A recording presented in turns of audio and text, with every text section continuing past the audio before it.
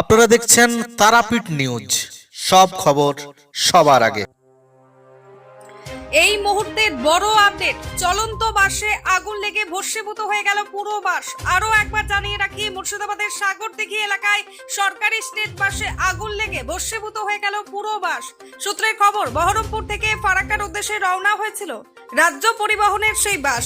চলন্ত বাসে আচমকাই আগুন ধরে যায়। মুহূর্তের মধ্যেই আগুনের লেলিহান শিখা ও ধোঁয়ায় ভরে যায় পুরো বাসটি। আতঙ্কে চিৎকার চেঁচামেচি শুরু হয় যাত্রীদের মধ্যে। কোনো ক্রমে যাত্রীরা ছুটে বেরিয়ে প্রাণে বাঁচলেও বাসটির শেষ রক্ষা হয়নি। Bureau report, Tarapith news.